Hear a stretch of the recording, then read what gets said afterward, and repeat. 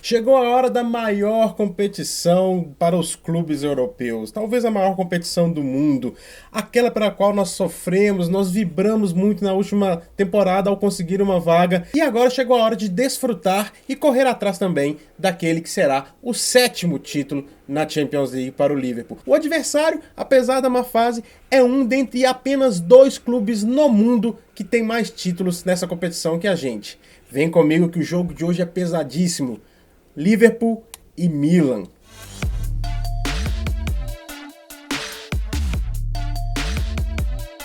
Fala pessoal, tudo bem com vocês? Aqui é o Nilo Santos, muito obrigado você por estar aqui mais uma vez nesse vídeo, é sempre um prazer te receber aqui nos Caminhantes, afinal, todos nós fazemos isso aqui juntos, não é mesmo? Você já sabe o que fazer então, faz a sua parte aí, já deixa o like no vídeo, primeira coisa, deixa o like no vídeo, já deixa aqui seu comentário, sua expectativa também, se você quer esperar o vídeo acabar, mas não sai do vídeo sem deixar o seu comentário. E vê aí se você está inscrito, se você não tiver inscrito, se inscreve no canal e ativa o sininho para você receber as notificações quando um novo vídeo for postado aqui no nosso canal. Hoje o vídeo está recheado maravilhosamente de informações, tem participação especial, então, sem mais delongas, vamos falar sobre esse jogo. Tem Liverpool e Milan, Champions League começando, fase de grupos, o Liverpool entra como ligeiramente favorito a esse grupo, porém o grupo é um dos mais difíceis, foi chamado por muitos o grupo da morte dessa edição da Champions. Além do Milan que nós vamos enfrentar, temos o Atlético de Madrid, pedreira absurda, que inclusive uma das últimas eliminações foi para o próprio Atlético de Madrid, naquele jogo terrível que nós somos eliminados ali na falha do Adrian, antes ali da pandemia, né? Todo mundo já sabe do que eu tô falando. Além disso, o Porto, que apesar de ser um ótimo adversário, de ótimas lembranças pra gente na Champions League, é sempre um time tradicional e difícil de ser enfrentado. Mas começamos com o Milan. Para falar de Liverpool e Milan, a gente tem que citar aqui um detalhezinho de retrospecto, é impossível não falar sobre isso. Só existiram na história 2 jogos entre Liverpool e Milan. 2, apenas 2. Nada mais, nada menos do que 2 finais de Champions League. Em 2005, o milagre de Istambul, o Liverpool sai com o título após estar perdendo por 3-0 no final do primeiro tempo, empata no segundo, ganha nos pênaltis. O Liverpool nunca venceu o Milan em Champions League, porque o segundo jogo foi a final de 2007, onde o Milan vence por 2-1 e leva o seu 7º título de Champions League. Então, retrospecto no geral, um empate e uma vitória do Milan. Um título para cada lado. Então, antes de sair por aí falando que o time do Milan é fraco, temos que lembrar deste 2005. O time do Liverpool era imensamente inferior. Eu vou colocar aqui do lado, ó, rapidinho, olha aqui as 2 escalações dos times. Rapidinho, analisa aí para você ver se tinha alguma possibilidade de alguém com um mínimo de senso, sem pegar o peso das camisas e toda a mística de que o You'll Never Walk Alone pode causar num intervalo. Alguém com um pouquinho de senso falaria que esse time do Liverpool venceria essa seleção que tinha o Milan? Além disso, para falar de Milan, eu posso ficar aqui divagando, posso ficar aqui tentando dar um pitaco ou outro, falando superficialmente, mas não, eu não vou fazer isso. Eu trouxe aqui uma especialista, para mim a principal especialista em futebol italiano e em Milan, para falar com vocês. É uma honra receber você aqui. Olha aí a nossa convidada especial desse pré-jogo. Olá, eu sou Giovana de Assis, integrante da Tia Milan Brasil e da Cautiopédia, e eu tô aqui para falar sobre pontos fortes, pontos fracos e o que o Liverpool precisa estar de olho nessa partida de estreia na Champions League contra o Milan. Bom, a evolução do Milan vem de alguns anos para cá. Em 2019 trocou de comando 3 vezes, o Gattuso era o treinador até o final da temporada 18/19, saiu, então entrou o Gianpaolo, que não durou muito tempo, ele fez a pré-temporada, chegou a estrear na Série A, mas não deu muito certo, então ele já foi trocado pelo Stefano Pioli, que chegou com pouca moral. A torcida questionou muito essa contratação do treinador, porque eles não achavam que ele tinha a cara do Milan, que ele não seria capaz de completar esses objetivos que o Milan tinha, que era voltar a jogar as competições europeias. Mas, no pós-paralisação, depois de sofrer muitos reveses terríveis, como, por exemplo, a derrota para a Atalanta, a goleada que sofreu para a Atalanta naquela temporada, já no pós-paralisação ele já mostrou que ele tinha o que precisava para o Milan voltar a ser competitivo. Ele conseguiu extrair o melhor de alguns jogadores que não rendiam há muito tempo, caso do Franck Kessié e também do Çalhanoğlu, que voltaram muito bem nesse pós-paralisação. Conseguiu a vaga na pré-Liga Europa nessa temporada. E na última temporada, a temporada 20/21, foi muito melhor, até porque veio a vice-liderança, o Milan liderou por muito tempo o campeonato, ali pela 20ª rodada as coisas começaram a desandar, isso também por conta da competição que existia. A Inter de Milão foi a campeã da temporada passada e era uma equipe que já tinha sido eliminada na fase de grupos da Champions, tinha mais tempo já juntas, tinha o comando do Conte, então o elenco era superior, existia muita coisa que condicionou para que a Inter assumisse essa liderança e no fim fosse campeã. Entretanto, o Milan não é uma equipe para a gente se descartar e eu vou explicar o porquê. Pontos fortes desse Milan: é um time muito organizado. Você enxerga um entrosamento muito forte, porque é um time que joga um certo tempo juntos. O trabalho do Pioli vem de 2019, então ele conseguiu impor muito bem as ideias que ele tinha. Existiam algumas ressalvas quanto à renovação dele, mas ele mostrou que dava para renovar conforme o time fosse evoluindo, conforme o clube fosse crescendo, digamos assim, ele poderia investir. A volta à Champions League provou isso, foi uma janela muito boa para trazer reposições. Reposições, coisa que o Milan precisava. Isso foi um ponto muito fraco na temporada passada, porque sofreu muito com as lesões e também com a Covid-19.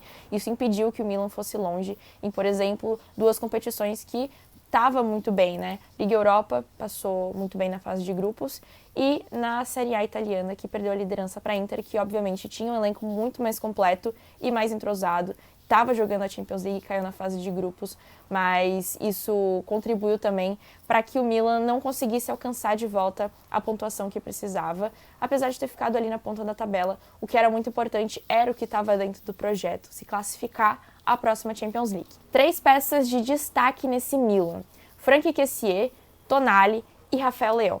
O Franck Kessié vem de uma crescente nessas últimas 2 temporadas, ele voltou muito bem no pós-paralisação, voltou a render o que era esperado, é um jogador muito forte, ele comandou o meio de campo nesses 2 últimos anos.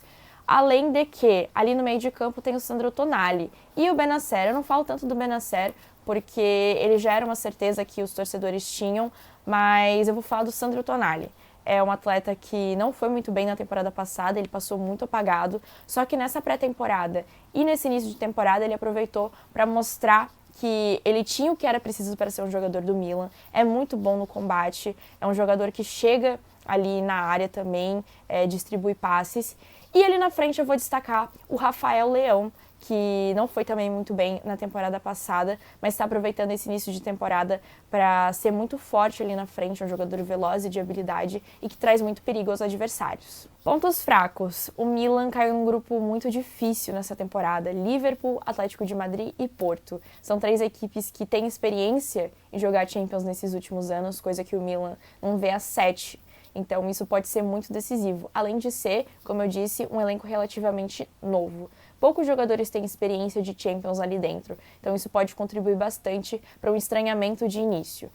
Não existem expectativas tão fortes para que o Milan passe de fases, que seja obrigatório passar de fase, passar para o mata-mata da competição, apesar de que sempre existe a expectativa do torcedor, que sempre está apoiando o seu clube, e entender que não é um momento, é um momento de reconstrução. Se passar da fase de grupos vai ser uma coisa muito positiva, mas totalmente inesperada. E se for para a Liga Europa, também tá ótimo, porque vai continuar tendo calendário. Que aula, hein, meu amigo? Que aula que a gente teve de Milan. Se a gente tinha alguma dúvida sobre quem é o Milan, quem são os pontos fortes, pontos fracos, acabou agora. Muito obrigado, Gi. Você foi absurdamente sensacional. Abrilhantou o nosso canal. Está mais que convidado a voltar mais vezes. Se precisar da gente também, conte conosco. E você aí que está vendo o vídeo, é por isso, é por essas e outras que você precisa valorizar essas pessoas que fazem esses conteúdos independentes. A Gi é um poço de sabedoria a respeito de futebol italiano. Se você curte, se você tem um time italiano também pelo qual você torce, corre lá, segue ela nas redes sociais, porque você vai aprender com certeza demais, vai ter acesso a informações exclusivas, ela está vivendo o dia a dia do futebol italiano e também aqui os caminhantes, também a gente vive o dia a dia do futebol inglês. Então valorize esse tipo de mídia, porque essa galera faz de coração. Mas vamos falar sobre o Liverpool. A gente falou sobre o Milan, a gente conhece o Milan, inclusive eu queria só deixar um adendo aqui, porque Zlatan Ibrahimovic está fora do jogo, com o problema do tendão de Aquiles. Zlatan Ibrahimovic está fora do jogo contra o Liverpool. Então, querendo ou não, é uma boa notícia aí pra gente. Nunca é bom enfrentar um Zlatan Ibrahimovic, ele pode estar simplesmente inspirado no dia e acabar com o jogo. E como que vem o Liverpool para esse jogo? Eu acho que o Liverpool tem que vir para esse jogo querendo se impor dentro de casa. Anfield precisa ser uma fortaleza dentro da Champions League também, assim como foi nas outras vezes. E esse jogo é vital, porque daqui a pouco nós temos jogo contra o Porto, depois nós temos 2 jogos contra o Atlético de Madrid. Perder pontos num jogo como esse e se complicar mais pra frente não é algo que a gente quer. Então eu vou colocar aí o time, ó, tá vendo aí o time na tela? Alisson no gol, Arnold, Matip, Van Dijk e Robertson. É a nossa zaga, né? Eu acho que mais do que nunca não existe dúvidas quanto ao fato de que essa é a melhor zaga que a gente tem hoje disponível. Matip calando a boca de muitos e muitos. A nossa não, porque a gente sempre acreditou nele aqui. No meio campo, Fabinho, Henderson e Thiago. Não tem como fugir desse jogo, principalmente depois do terceiro gol contra o Leeds. Henderson e Thiago começando a conversão com outro meio campo, vai dar algo absurdamente.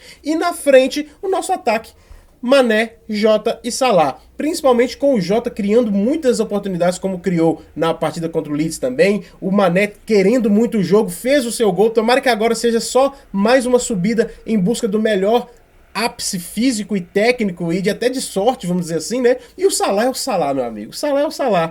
Não preciso dizer muita coisa sobre Mohamed Salah. 100 gols completou agora pela Premier League, sempre fazendo gols aí na Champions League também. Não precisamos aqui de nenhum adjetivo a mais para engrandecer o nosso deus egípcio. Esse é o livro porque eu acho que tem que ir para o jogo. Eu duvido muito que você vai discordar. Se você discordar, coloca aqui embaixo o que você acha. E aí, qual que fica a expectativa para esse jogo? Fica uma expectativa de vitória e, se possível, até mesmo uma vitória com clean sheet para a gente ter um saldo relativamente tranquilo. Não tô falando de goleada, mas um 2-0, um 3-0, para a gente ter um saldo tranquilo com relação a gols tomados também. Porque é muito importante, esse grupo vai ser apertado. Não se engane, esse grupo vai ser apertado. Eu vou chamar aqui agora a Gi para dar o último recado dela para você seguir nas redes sociais e tudo mais que ela tiver para falar. Fala com a gente, Gi. Se você quer continuar me vendo falar sobre futebol italiano, todas as minhas redes sociais são Giovanna Adi Assis. Lá eu falo sobre a maioria das equipes e, claro, estarei comentando esse grande jogo. Agradeço a oportunidade de estar aqui falando sobre o Milan. E então, força e que vença o melhor nessa partida de estreia na Champions League. Então é isso, pessoal. Espero que você tenha gostado dessa participação maravilhosa que nós trouxemos aqui. Se você gostou, coloca aqui embaixo que nós vamos tentar outras vezes trazer outras pessoas que têm um bom conteúdo. Cara, eu tô muito feliz que a Gi participou com a gente, porque é muito conteúdo bom, cara. Ela sai falando assim e você vê a autoridade que ela tem pra falar sobre os times italianos, nesse caso especificamente sobre o Milan. Se você gostou disso, fala aí nos comentários, quem sabe a gente traz outras pessoas dos outros oponentes que a gente tem aí também na Champions League. Beleza? Espero você na nossa live pós-jogo por volta aí de 7h30 da noite na quarta-feira. O jogo acaba por volta das 18 horas, dá tempo de abaixar um pouco a poeira, ler alguma coisa, entrevista pós-jogo e às 19h30, por volta das 19h30, a gente está aqui comentando tudo sobre Liverpool e Milan com você presente, beleza? Um abraço afinal aqui. Forza! Não, Gil, força não. Você não caminha sozinho.